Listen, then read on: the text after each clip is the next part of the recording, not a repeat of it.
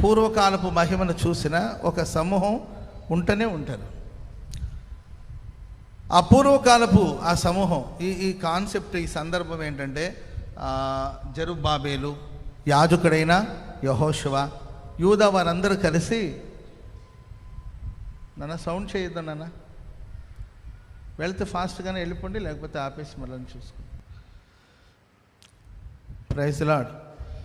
మేము చిన్నప్పుడు టీవీ చూస్తున్నప్పుడు సడన్గా డిష్ కనెక్షన్ అన్నా, ఆ కనెక్షన్ కట్ అయింది అనుకుంటే అప్పుడు కూ అని వినబడుతుంటుంది. అట్లా వినబడుతుంటే ఎక్కడ నెట్ కనెక్షన్ తగ్గిందేమో అనుకున్నాను. Okay, praise Lord. ఇటు చూడండి, ఇక్కడ ఇంత పెద్ద మనిషి ఇంత పెద్ద మైక్ పెట్టుకొని చెప్తుంటే కాన్సన్ట్రేషన్ ఇక్కడికన్నా మన మైండ్ పాజిటివ్ థింగ్స్ ఎన్నో ఉంటాయండి. ఆ పాజిటివ్ థాట్స్ వైపు కానీ పాజిటివ్ విషయాల వైపు మన దృష్టి సారించిన కన్నా పక్కన నుండి ఏదో కుయ్యి అన్న సౌండ్ వినబడుతుంటుంది. వాటి వైపే జనరల్గా మన మైండ్ వెళుతూ ఉంటుంది. అది సాధారణమైన విషయం, మనం దాన్ని విమర్శించలేము కూడా, అది మానవ నైజం. కాబట్టి దేవుని వాక్యం మీద మీరు దృష్టి ఉంచండి. మందిర పని నిర్మాణ కార్యక్రమం జరుగుతుంది. మోషే గారు ప్రత్యక్షపు గుడారాన్ని నిర్మించారు. దావీదు కుమారుడైన సొలొమోను అద్భుతమైన దేవుని మందిరాన్ని నిర్మించారు.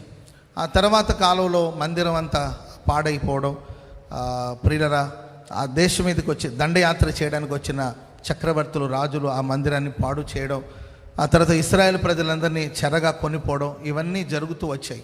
మందిరం పూర్తిగా పాడైపోయింది. మందిరం బాగు చేయబడాలి, ప్రాకారాలు కట్టబడాలని పరిశుద్ధులందరూ ప్రయాసపడుతుంటే ప్రభు ఇచ్చిన ప్రేరణను బట్టి, ప్రభు ఇచ్చిన ఆలోచన బట్టి పాడైపోయిన ప్రాకారాలను నిర్మించడం, పడిపోయిన మందిరాన్ని తిరిగి కట్టడం, ఈ కార్యక్రమాలన్నీ జరుగుతున్న రోజులవి.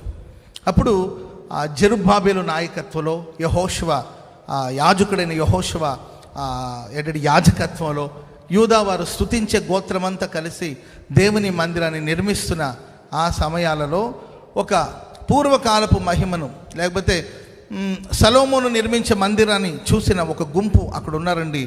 వాళ్ళు నిర్మిస్తున్న ఈ మందిరాన్ని చూసి, ఇది ఏ మందిరం, వెండి ఏది, ఈ మందిరానికి వెండి ఏది, బంగారం ఏది, రత్నాలేవి, వజ్రాలేవి, ఇవి కూడా ఒక మందిరమేనా, ఇది కూడా ఒక సేవేనా, ఇది కూడా ఒక పరిచర్యనా, ఇది కూడా ఒక ప్రార్థనేనా అని మాట్లాడేవాళ్ళు కొంతమంది ఉన్నారండి.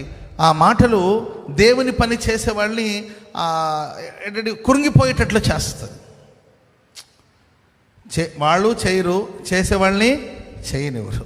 వాళ్ళు చేయకపోగా మరి పూర్వకాలపు మహిమను చూస్తూ కూర్చున్న నీవేం చేసినట్టు?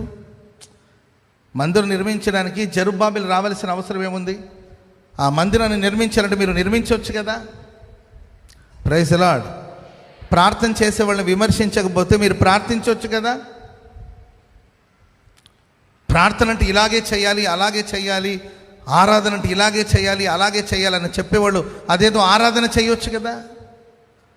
మందిరం ఇలాగే నిర్మించాలి, అలాగే నిర్మించాలనుకుంటున్నారు, అదేదో ఆ పని మీరు చేయవచ్చు కదా. వారు చేయకపోగా ఇది ఎందును పోలినది, ఈ మందిరం ఎక్కడికి సరిపోతుంది, దేనికి సరిపోతుంది అని పోల్చి పోల్చి పోల్చి మాట్లాడుతున్నప్పుడు వాళ్ళు సతికిలబడిపోయి చేయవలసిన పనిని చేసేదానికి ఏంటంటే ధైర్యం చాలక, ఆ పనిని కొనసాగించడానికి ధైర్యం చాలక చతికిలబడి కూర్చొని ఉంటే హగ్గై ద్వారా దేవుడు ఆ రోజు జెరుబ్బాబెలుతో, యాజకుడైన యెహోషువతో, ఇశ్రాయేలు ప్రజలతో, యూదా వారితో ప్రభు మాట్లాడిన మాటలు ఇక్కడ మనకు కనబడుతుంది. జెరుబ్బాబెలు భయపడవద్దు, యాజకుడైన యెహోషువ భయపడవద్దు, యూదా వారులారా మీరు భయపడవద్దు, మీరు చేసే పనిని ధైర్యం తెచ్చుకొని చేయండి. నా ఆత్మను మీ మధ్యలో నేను ఉంచాను, మీరు భయపడవద్దు. చప్పట్లు కొడదాం అందరూ గట్టిగా, గట్టి గట్టి గట్టి గట్టిగా హల్లెలూయా చెప్పండి, గట్టిగా హల్లెలూయా. దేవుని ఆత్మ మన మధ్యలో ఉన్నప్పుడు, పరిశుద్ధాత్మని యొక్క సహాయం మీకున్నప్పుడు, పరిశుద్ధాత్ముడు మీ పక్షాన ఉన్నప్పుడు భయపడవలసిన అవసరం లేదని సర్వశక్తి గల దేవుడు మాట్లాడుతున్నాడు. మనుషులు పోల్చి చూడొచ్చు, మనుషులు ప్రతిదానికి పోలిక చేసి మాట్లాడొచ్చు. ఆయా సందర్భాలు నీ హృదయంలో కలవరం చోటు చేసుకోవచ్చు, అధైర్యం చెందే పరిస్థితి రావచ్చు. దేవుని పనిలో సొమ్మసిల్లిపోవద్దు. దేవుడు నీకు ఇచ్చిన పనిని సంపూర్తి చేసే విషయంలో నీవు సొమ్మసిల్లిపోవద్దు. దేవుడు నీకు ఇచ్చిన కర్తవ్యాన్ని నిర్వహించే విషయంలో నీవు సొమ్మసిల్లిపోవద్దు. ఇదొక కానుకేనా ఏమ్మా? ఇదొక కానుకేనా? దీని కానుకే అంటారా అని అనవచ్చు. నీవిచ్చే చిన్న చిరు కానుక కావచ్చు. ఇదొక కానుకేనా? ఆ విధవరాలను చూసి ఇదొక కానుకేనా ఇది? ఏమ్మా ఈ కానుక ఇవ్వకపోతే ఎవరు అడిగారు నిన్ను అని నీ కానుకను చేదరించుకోవచ్చు. నీ కానుకను చూసి నిందించవచ్చు. నీ ప్రార్థనని అవమానపరచవచ్చు. నీ భక్తిని నిందించవచ్చు. ఇదొక భక్తినేనా? ఇదొక పనినేనా? స్తోత్రం చెప్పండి అందరు గట్టిగా. మనుషులు నిందించవచ్చండి. కానీ మనం ఆరాధిస్తున్న దేవుని ఆత్మ ఎవరి పక్షానైతే ఉంటారో వారు ఎవరికి భయపడవలసిన అవసరం లేదండి.